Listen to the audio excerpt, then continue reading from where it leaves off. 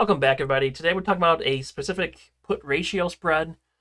People are calling it the 1-to-1-to-1 option spread, and it's something that I think Jerry from the Retire with Less series has talked about, but someone from the Discord that we run talked about it with me, and I really like this, so I thought it was worthy of making a video.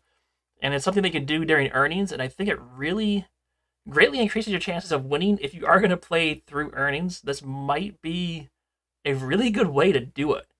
I think the best way to show this option strategy is to just kind of show it and go through the steps for setting it up and what you can do after movements happen with Tesla. So in this example, we're going to be doing with Tesla.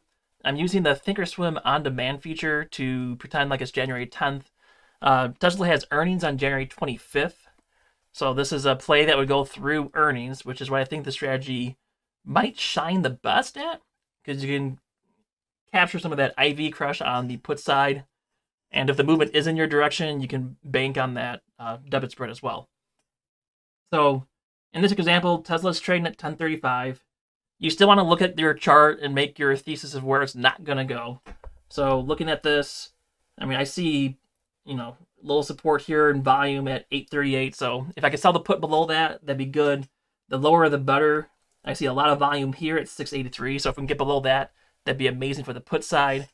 And in this example, I'm always kind of bearish on Tesla, so I'm going to expect it to go down on earnings every time. But if we're wrong and it goes up, the beauty of this is you still make money. And you can see that it is trending down, so I guess that's kind of something that might help you make that bearish assumption. So let's go ahead and go to the Analyze tab here. And then I like to think that you want to do this like a month out still, so you just set it up and forget it for a little bit. And it gives you time to capture any kind of swing that happens before the earnings might happen. So you might be able to turn this into a free roll play, and we'll get into that in a little bit here.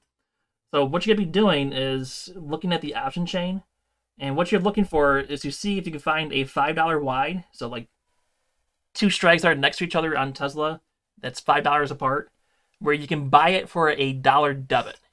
And this is how you get set up the debit spread. I like to think that setting up the bear debit spread first and then selling the put might be the way to go. Trying to get a fill on all three might make it more complicated. And when you go to manage the position during time, I think it'd just be easier to look at it as two separate plays that just kind of play into an overall strategy. So first step is to look for something that would be a dollar wide. Let's switch this back to that. Sorry about that. And you might have to go pretty far away from the money to get that, but eventually you will find one that does that. So it looks like the 900 range here, we might be able to get a fill to do that. So I'm going to be looking at, let's just go ahead and do the 905 and 900. We're kind of predicting what we get filled at the midpoint at, and it looks like we might be able to get filled at $1 here. So that's what I'm going to use for this example. Let me go ahead and click on this to buy the 905, sell the 900. And then we're going to look at like the mid price here for the one that we're buying. What would that be? Let's call it 3250. And then the one we're selling, we're just call it 3150, just to make the numbers a little easier. So there's a dollar wide spread. I'm not sure if you actually get a fill here. You might have to go a little bit higher, but you get the idea. This is just an example. Let me clear that. And then the next step is that you want to find a put that you can sell that is worth more than the debit you're paying at minimum.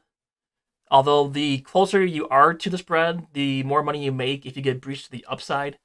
So we said 680 would be what we want to be below. So let's go ahead and scroll up to that point. And you can see there's still plenty of premium here. So we can get under that really far away support. And we can sell the 680.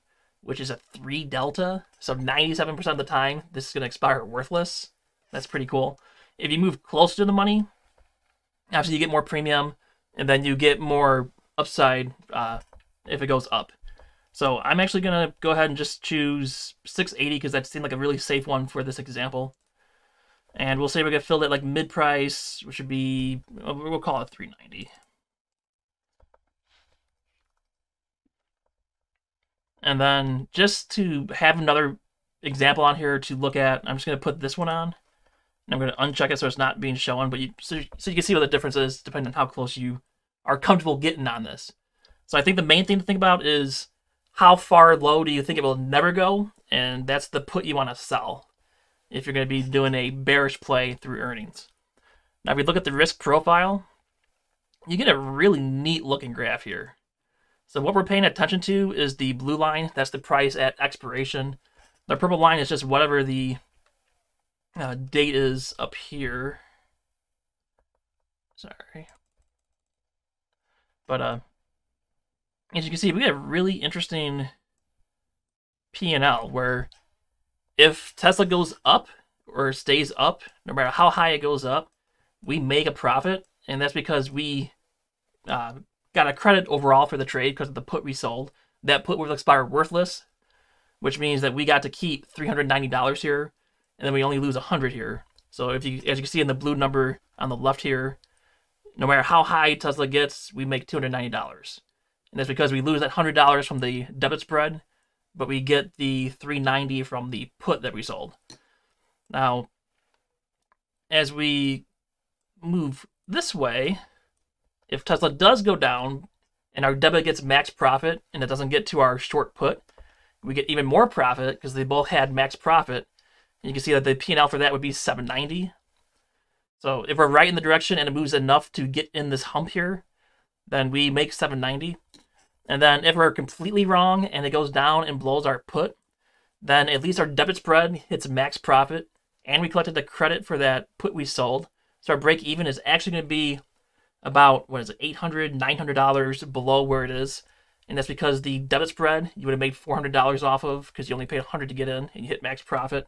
And you got the $390 here, so $790 from the put strike is where your break even would be.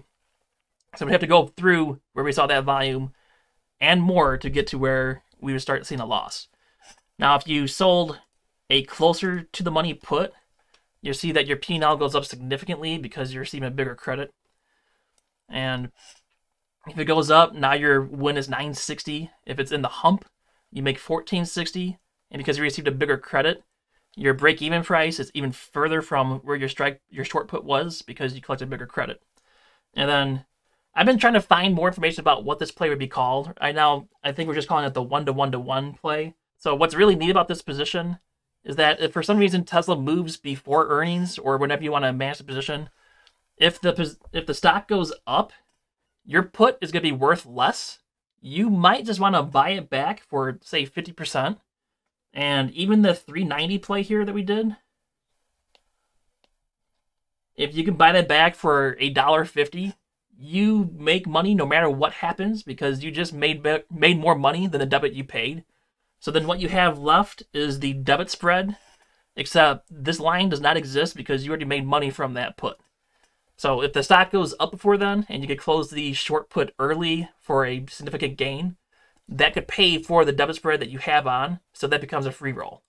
And then similarly, if Tesla moves down and that debit spread hits near max profit, you might just want to close that off completely and take that win in case it moves back up. And if it does move back up, you can go ahead and sell another debit spread and keep that put there that just funds that anyway. So you're not just locked into this trade to ride out until expiration. You can close sections of it depending on which way the stock moves before then. So you're kind of playing the direction at all times. And it just gives you more like flexibility while trying to play through earnings. So it's a really neat idea and I can't wait to use it. And if you're feeling bullish on the stock and you want to set up on the opposite way, you can do it with calls. So you would buy a call, sell a call to create a debit spread, and then go higher up out of the money to sell a naked call. Although if I was going to do this version, I'd probably turn that naked call into a spread because I don't like to have a naked call out there with the potential for unlimited losses, and especially with Tesla because, I mean, it's Tesla. We've seen that jump up a lot. But you can flip the direction of how this looks by doing calls instead of puts. So you can play either direction, and you can see the huge range that you get when you set this up for your profit. So Tesla's at $1,000 right now. And you can see we win as long as it stays above like 680. Like that's a huge range of motion to do through earnings. Like how can we lose on this one? I happen to know that Tesla does shoot down to like 860, I think it was. So that would put you in the hump here where you make max profit if you just held the entire position the entire time. So in this example, it would be a win. And I think a majority of examples it's going to be a win, except for if it's a massive, massive move to the downside. And if you happen to be okay with owning the shares at that price, then is it really a loss?